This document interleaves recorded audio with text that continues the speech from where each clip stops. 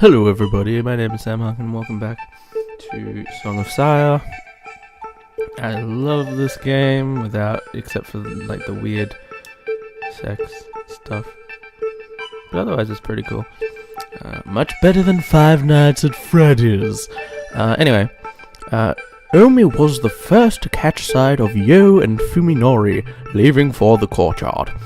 Reluctant to interrupt them, but still unwilling to leave them alone, Koji and Omi ended up watching the whole thing from the shadows.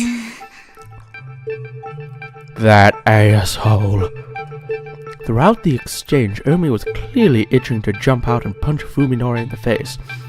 Knowing her temper, Koji kept firm hold of her arm until the end. If he hadn't, she might well have done it.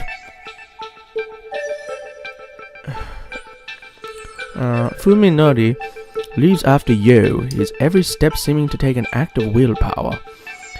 Koji sighs heavily into the once more empty courtyard, but the bitter taste in his mouth will not go away.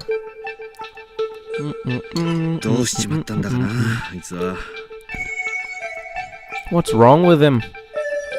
Even Koji cannot forgive Fuminori's treatment of Yo. However, the first thing he feels is confusion, not anger. Koji has known Fuminori since long before college. Fuminori was never this cruel before. There's no question now that the accident changed him. You just gonna let this go, Koji? I don't want to, but I mean, what can we do? Something besides watch. Something besides watch. Omi shouts, her face red with fury. I won't be satisfied until I give him a piece of my mind.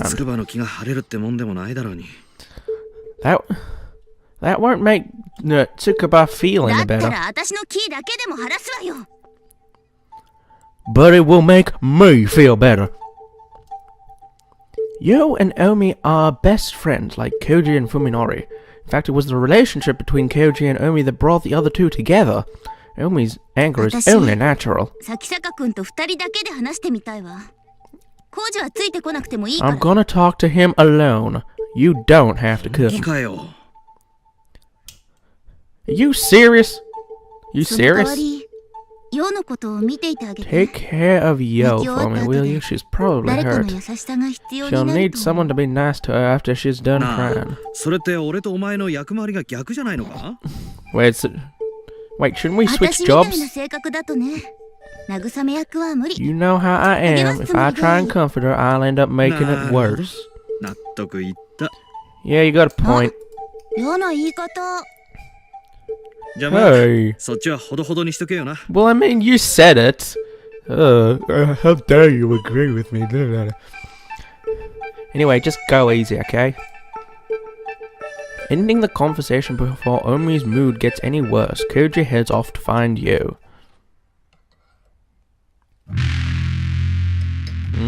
Delicious. I feel awful, miserable, but also refreshed. I finally crossed the line. I knew it would come down crashing like this sooner or later. Having become unable to feel anything but disgust for other people. There was no way I could hope to maintain this relationship I'd had before the accident. Today's incident will definitely get back to Koji and Omi, and everyone will confess that I've had a major change of character. Honestly, I don't care anymore. At least I probably won't be committed for this. I just need to avoid acting any stranger than I already have. If this puts a rift between me and the others, good. The thought of all the stress I'll avoid brings a smile to my lips. I'm fed up with them sticking their noses into my life. It's like they don't even care that they make their gut turn just to be near me. Yeah, but they don't know that. I've been terrified of them until now, but today I struck fear into one of them. Well, I don't think you struck as much fear into them as they struck into you. In that sense, it's something of a relief, but I'm not entirely without remorse for what happened. The person I demolished with a verbal equivalent of a nuclear bomb used to be my friend Yo. Even if my senses don't believe it, my mind accepts the theory. I don't have any particular grudge against Yo herself, and I didn't want to hurt her. In retrospect, perhaps I should have just ignored her outright. Yo was an attractive girl, At least I didn't think badly of her, to be honest. To be honest, though, I was annoyed. Why can't I read? When Koji and Omi tried to stick us together. It felt like they were toying with me, and Yo seemed totally oblivious to the fact that she was dancing to their tune. Her cluelessness was irritating. Still, I know that none of them meant any harm. Back then I didn't have any reason to hurt the others just to get my way. If having a casual relationship with Yo would keep our circle of friends together, I was willing to make that compromise. Now, however, there is no room in my heart for such forbearance. If merely talking to someone is ordeal, then how can I be expected to show them kindness? These ruminations have left me exhausted. I want to return to Saya as soon as possible, but thinking about the packed trains and crowded downtown streets between here and home saps my spirit. Catching sight of a nearby bench, I sit down and close my eyes to the horrors of the world. I can't do anything about the stink or the noise, but at least I can calm my nerves enough to rest. I'm just sleeping on a fucking park bench? You're gonna get woken up by one of those things. When I regained consciousness in the Teague University Hospital ward, the world was as dark as it is now.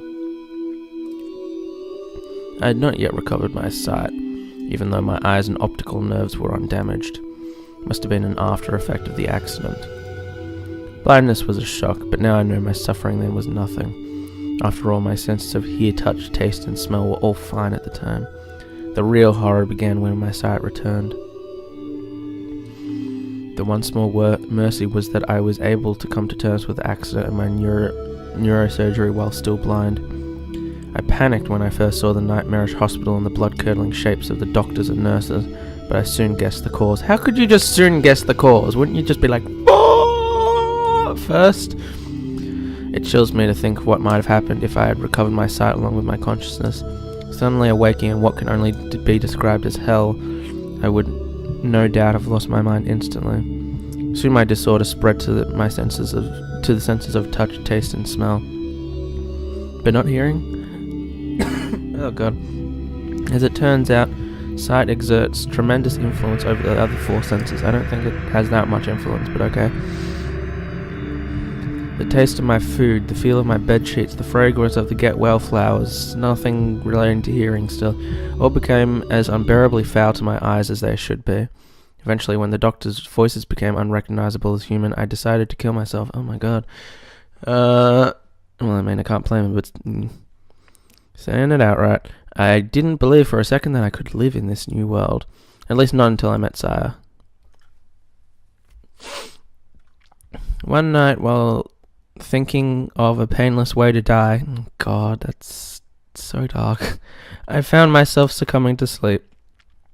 Drifting between the nightmares in my dreams and the nightmares of reality, I didn't notice her enter my room.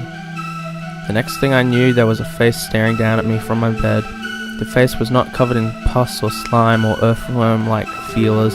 It had smooth white cheeks, round eyes, a beautiful little nose. All things I had never expected to see again. The face was that of a girl, undeniably human and positively glowing with beauty. I sighed in admiration, savoring the first peace and joy since I regained my sight. She had not expected such a reaction, apparently. "Aren't you afraid of me?" she asked. Looking at the clock, I saw that it was exactly 3 in the morning. No time for a young girl to be alone in the hospital. Perhaps she expected me to mistake her for a ghost, but I would not have cared if she had been a ghost. Either way, she was a godsend. "Who are you? What are you doing here?" I'm Saya. I'm looking for my dad. Whoa! No, let's go back. I assumed she was the daughter of a late shift doctor or another patient. It was unusual, but not unthinkable for such a girl to be wandering around the hospital. It's no fun if you're not scared. Oh my god, she must be like some kind of demon, I bet. Wait, I cried, desperate to keep her from leaving. It was only after she turned around that I realized I hadn't thought of what to say next. Well? Her beautiful eyes drew me in, healing my soul to the core. Oh my god, this is so overly poetic. This is like reading through the lyrics of an anime opening song. Through the white haze. Wait. Through the white haze. Is that supposed to be though? I don't know. That doesn't seem right grammatically. Through the white haze clouding my mind. No, actually that is fine. I'll shut up now. I struggled to form a coherent sentence. Speaking of forming a coherent sentence. Okay.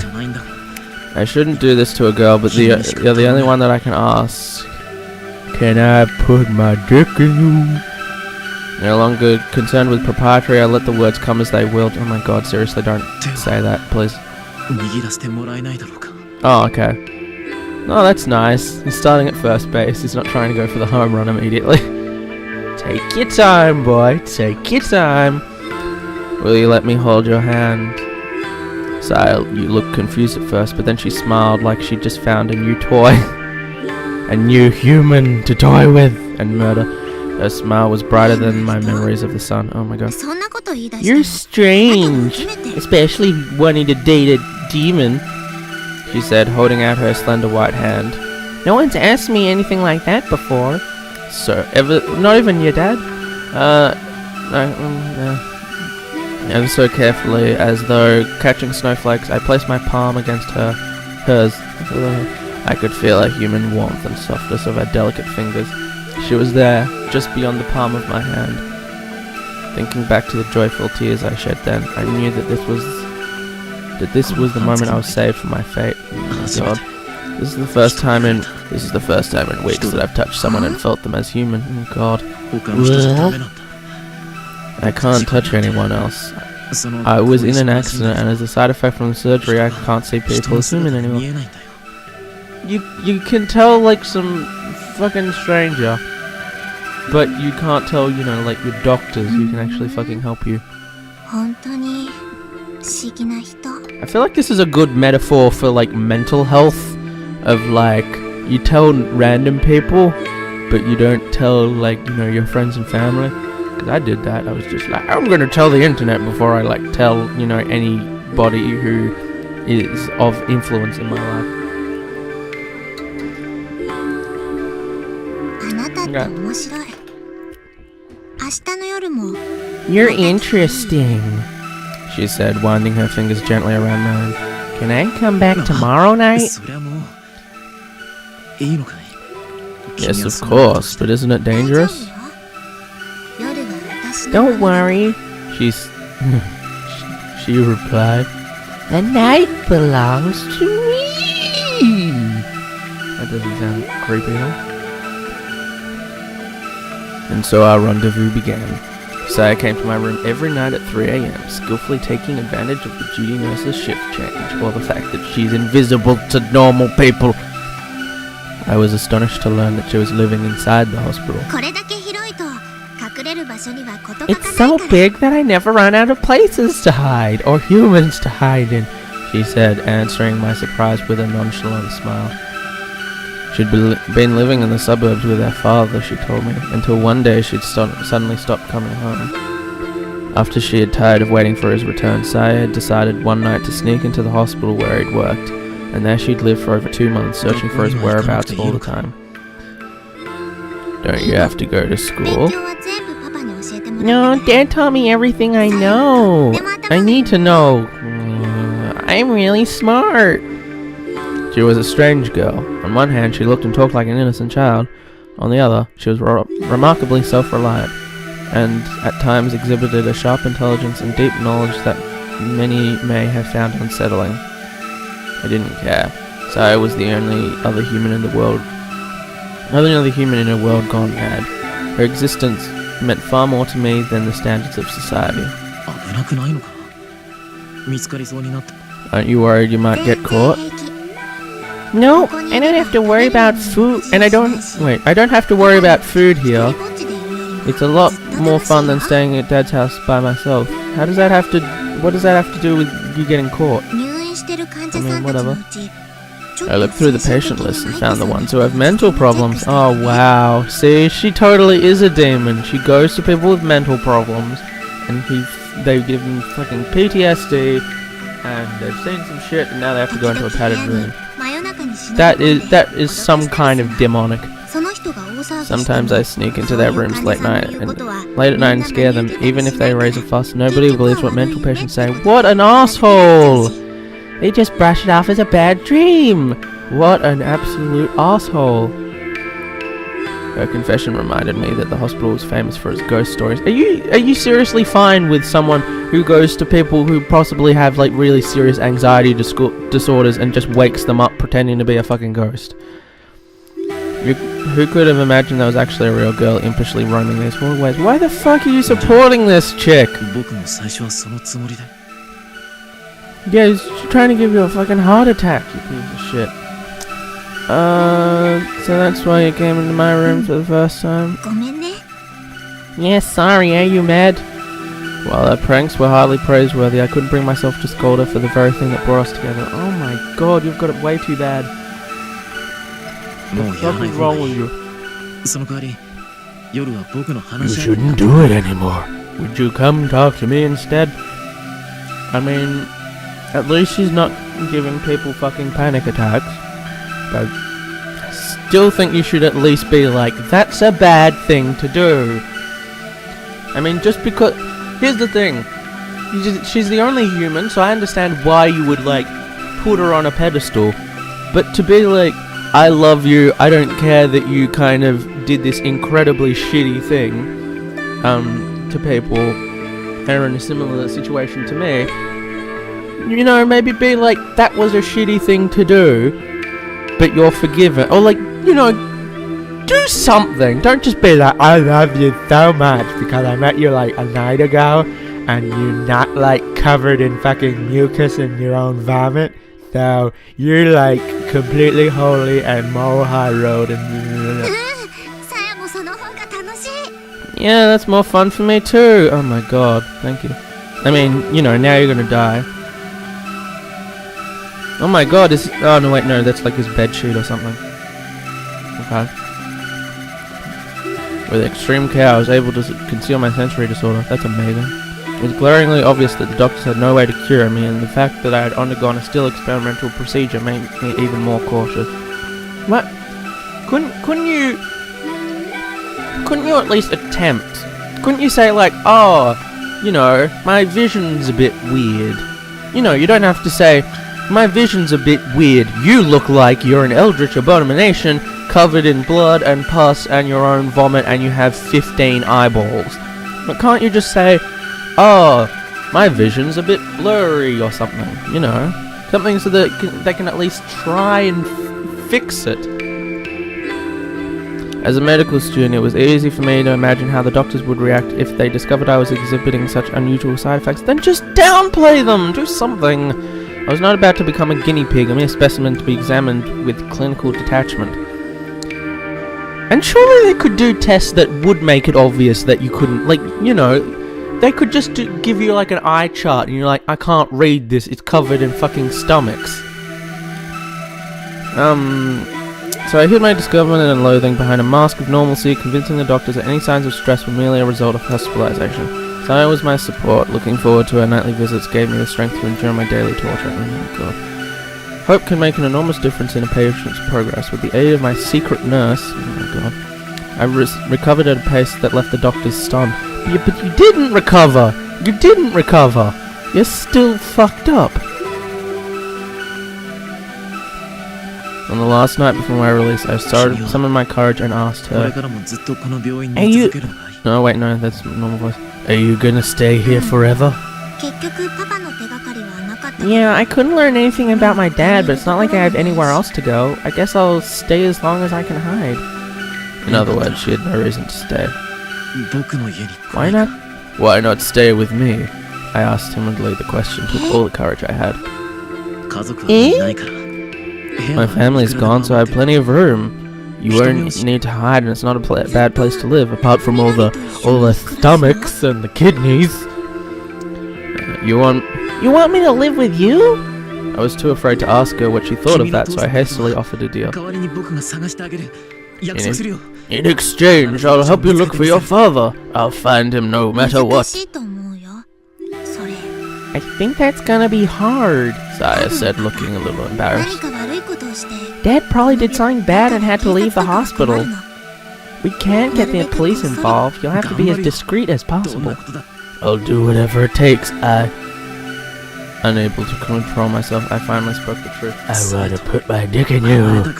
I can't be apart from you. Oh, it's like Romeo and Juliet. If Romeo was a mental patient and Juliet was some random chick who tried to make people have panic/heart attacks and possibly was a demon and was the only human-looking human in the entire world. At first she looked bewildered, but after a few moments of silence she said, "Give me a little time." Okay. That night she left my room earlier than usual. Oh, well, that sucks for you. On the day of my release, I managed to smile as I accepted the hideous, foul-smelling, celebratory bouquet. Wait, they gave you a bouquet? Okay, I mean, I thought you were getting out of hospital. I didn't realize that you were also winning, like, the fucking Melbourne Cup or some shit. The flesh-eating beasts. Oh, okay. So, it was them. The flesh-eating beasts calling themselves Koji, Omi, and Yo came to pick me up. Though they had come to see me many times during my stay, it never got easier to see my friends change so horribly. My sudden tears of despair drew suspicion, but I managed to explain them away as tears of joy. Oh my god, this is so fucking dark. While we walked to Koji's car, I looked desperately for Saya amidst the grotesque scenery. Even as we drove away, I kept watching the hospital fade into the distance, praying for a last glimmer of hope. But Saya never appeared. But then she did! After Koji and the others dropped me off, I paused a while to regard my surroundings. I'd lived my entire life on this block in this house. There was no other place I could call home. But nothing was as I remembered. As I walked up the path to the front door and took in the yard where I had spent my childhood, I could feel those memories being defiled by the twisted, festering shapes around me. Surely you get desensitized to this at some point. Inside the house I found nothing familiar, nothing to offer me comfort and warmth. What I had once called home was now a whole other world. I have no home, I whispered in self-pity. There was one last one last nail to hammer into my coffin.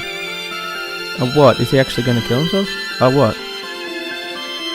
I stepped into the room that cradled me from childhood. The walls were separated by papered by human entrails, a bed of tangled mess of worm flesh. But none of that mattered. There, curled up on the bed like an abandoned cat, was Saya. I stood there in shock. She looked up at me in a tiny, weak voice and said, "Can I really stay?" Oh my god. I responded by sweeping her into my arms, embracing her tightly so that she would not escape. Oh, that sounds creepy. Saya did not resist, and then I raped. No. Let's actually do that. Oh my god. I mean, you know, trying to hit every fucking dark spot. Okay. Are we gonna do this? I think I'm going to leave this for the next episode. Thank you guys so much for watching. I don't know, subscribe, watch my other stuff. Things. Okay, bye!